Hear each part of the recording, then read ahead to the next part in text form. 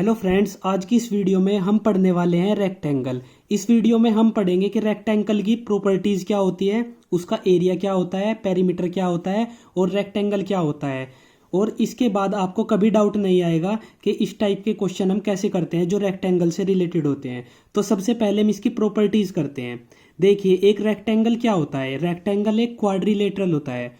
Quadrilateral जिसमें चार side हो और वो चारों साइड बंद हो, उस चीज को हम क्वाड्रिलेटरल बोलते हैं। और ये रेक्टेंगल है, ये भी एक क्वाड्रिलेटरल है। तो सबसे पहले देखिए इसकी प्रॉपर्टीज क्या होती है। तो मैं यहाँ पर लिख देता हूँ प्रॉपर्टीज नंबर 1। अब देखिए, जो ए बी साइड होती है और डी सी साइड होती है, वो दोनों बराबर होती है। मतलब ए बी और डी सी बराबर भी होगी और एक दूसरे के पैरेलल भी होगी।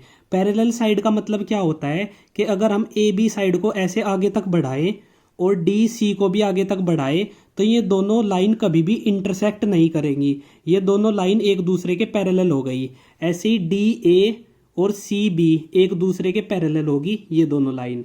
तो मैं यहाँ पर लिख देता हूँ, जो ए बी है वो पैरेलल होगी डी सी के, और इसके बाद ए बी डी सी के पैरेलल है तो डी ए जो ये वाली लाइन है ये पैरेलल होगी सी बी के। इसको हम पैरेलल कर देते हैं सी बी के। अब देखिए, सेकंड प्रॉपर्टी मैंने क्या बताई है कि जो हमारी साइड ए बी है, जो ए बी साइड है वो किस चीज़ के इक्वल होगी, वो इक्वल होगी डी सी के। तो उसको मैं लिख देता हूँ, वो डी सी के इक्वल होगी। अब देखिए, दूसरी साइड क्या है हमारे पास, ए डी है। ए डी ये वाली जो साइड है ए डी, वो बराबर होगी सी और बी के। तो यहाँ पर लिख देते हैं सी और बी के बराबर हो जाएगी। तो ये दो प्रॉपर्टीज हो गई। अब थर्ड प्रॉपर्टीज क्या होगी। थर्ड प्रॉपर्टीज होगी कि जो इसके डायगोनल होंगे, रेक्टेंगल के जो डायगोनल होंगे वो बाइसेक्ट करेंगे एक दूसरे को। मतलब आप इनके डायगोनल बना दीजिए ऐसे, ए को सी से मिला दीजिए और यहाँ पर बी को ऐसे, मतलब डी को बी से मिला दीजिए। तो ये इसके दो डायगोनल हो गए। सपोज करिए ये पॉइंट जिस पर ये इंटरसेक्ट करते हैं वो पॉइंट ओ है। तो मैं यहाँ पर लिख देता हूँ कि जो डायगोनल होंगे वो बाइसेक्ट करेंगे एक दूसरे को, bisect each other. Diagonals bisect each other. एक चीज और, जो डायगोनल होंगे अगर वे बाइसेक्ट कर रहे हैं, इसका मतलब क्या हुआ कि जो ए ओ है, ए ओ वो इक्वल होगा ओ सी के। तो यहां पर लिख दो ए ओ इक्वल्स टू ओ सी। दूसरा डायगोनल क्या हो जाएगा, D O equals to O B. ठीक है, तो D O equals to O B, ये हमारा दूसरा डायगोनल हो जाएगा। मतलब ये ऐसे बराबर होंगे क्योंकि ये बाइसेक्ट कर रहे हैं एक दूसरे को। अब देखिए फोर्थ प्रॉपर्टी, यहां पर हम फोर्थ प्रॉपर्टी लिख देते हैं। तो फोर्थ प्रॉपर्टी देखिए, अब इसके जो एंगल्स होंगे, angle A, angle B, angle C और डी, ये चारों एंगल बराबर होंगे। यानी कि angle A equals to B equals to C equals to D. और ये एंगल कितने के बराबर होंगे, ये एंगल 90 डिग्री के इक्वल होंगे हमेशा रेक्टेंगल में। ठीक है, तो ये भी आप प्रॉपर्टी याद रखिए। एक लास्ट प्रॉपर्टी होती है प्रॉपर्टी नंबर 5। अब देखिए प्रॉपर्टी 5 क्या बोलती है कि जो दोनों डायगोनल होते हैं रेक्टेंगल के, वो दोनों डायगोनल बराबर होंगे। तो डायगोनल देखिए, एक डायगोनल कौन सा हो गया, ए और सी हो गया। तो ए सी इक्वल्स टू सेकेंड डायगोनल के बराबर हो जाएगा। तो सेकेंड डायगोनल क्या हो जाएगा, डी और बी। तो ये डी बी के इक्वल हो जाएगा।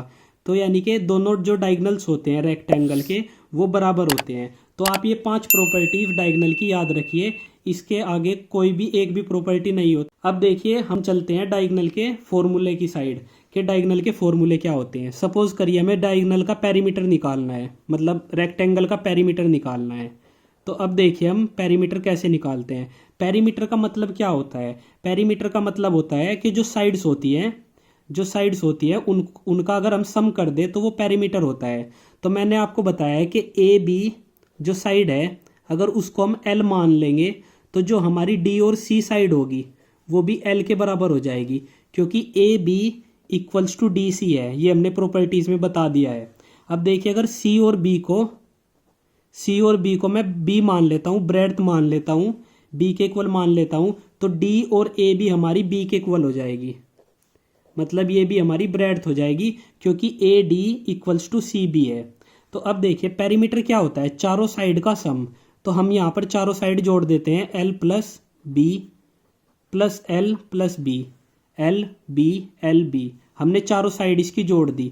अब देखिए जब हमने चारों साइड जोड़ दी तो जोड़ने पर हमें क्या मिलेगा 2L प्लस 2B, और इसमें से 2 कॉमन ले लीजिए, 2 कॉमन ले लीजिए तो ये हो जाएगा L प्लस बी।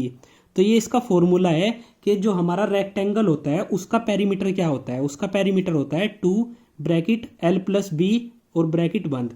तो ये इसका पेरीमीटर हो गया। अब हम चलते हैं इसका एरिया की साइड।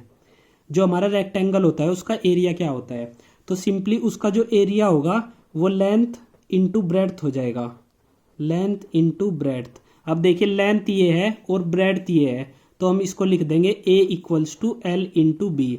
तो आप इजीली कोई भी क्वेश्चन हो जिसमें आपको लेंथ और ब्रेड्थ गिवन हो तो आप इसका एरिया और पेरीमीटर निकाल सकते हैं।